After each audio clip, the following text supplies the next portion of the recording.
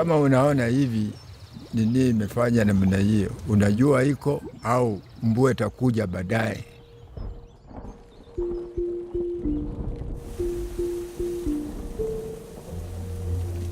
The whole of this region, they know that Rainmakers of Nganyi, because whatever they say always come to pass. They prove it. We had the story about this Nganyi community that is capable of making rain. And we wanted to know to the extent they can actually make the rain and how they had been coping with adverse climatic conditions. The key problem has been that we have been giving weather forecasts and seasonal forecasts to try and help people adapt to climate extremes. These guys did not believe in what we say or what we do. So initially we were thinking of just using them as communicators. But then we asked ourselves, are they really forecasters? Are they really meteorologists in some kind of way? Tuko na njia zingine tofauti za kupima hali ya anga. Kama vile tunatumia ndege aina kadhaa. Hasa hiyo nyumesikia ikiimba hiyo. Na kuna aina ya ants, termites pia tunasitumia.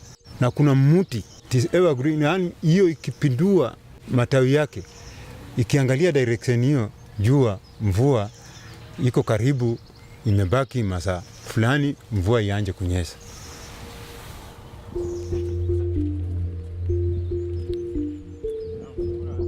The plants have some hormones in them that respond to atmospheric humidity, and then different species will behave differently.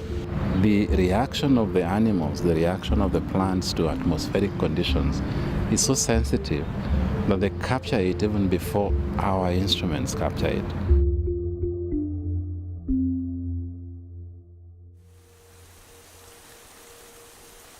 What they are actually using is alternative science.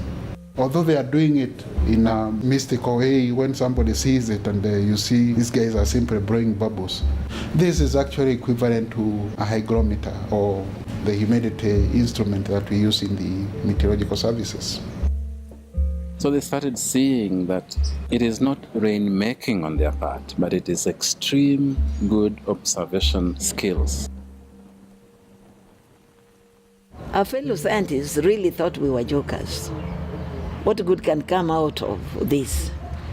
I was skeptical about it because when you hear traditional forecasting, what immediately comes into your mind is they are using witchcraft.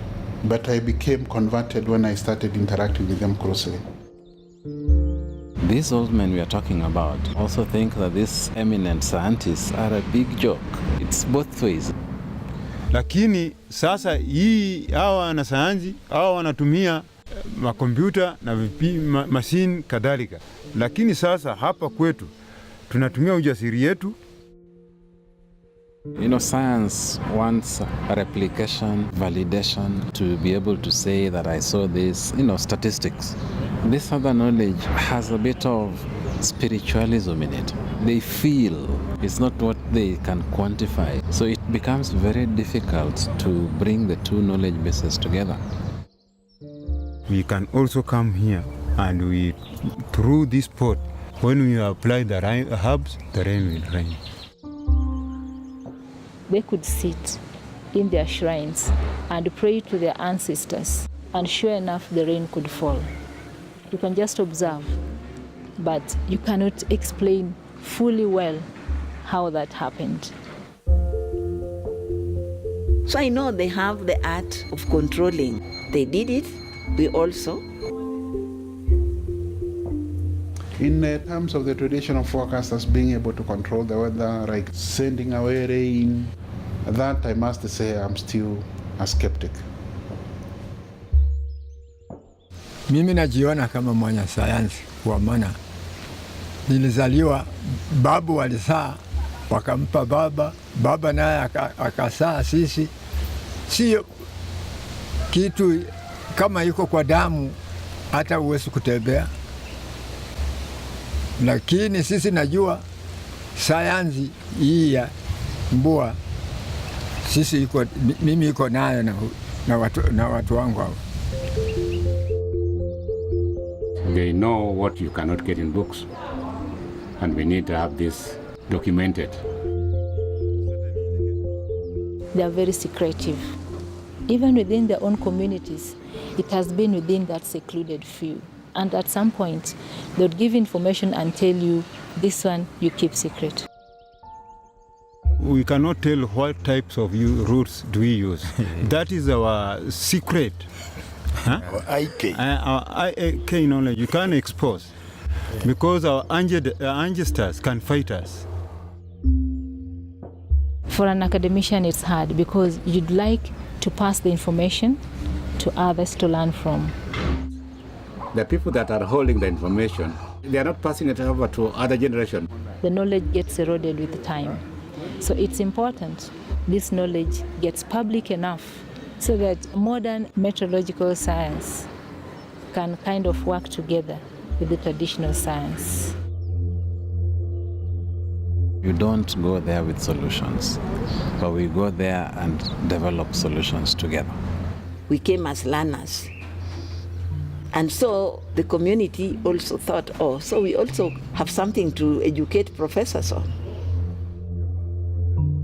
Climate change has had a more profound impact on the traditional methods of forecasting because these depend on the natural environment. Climate change will change those behaviors. At that point, the traditional forecasting methodology will not work. For us, we are looking at measurements, and through time, we've been able to incorporate the changes in climate. So then we are saying if they now believe in us and our message is going through together, so they would still be covered.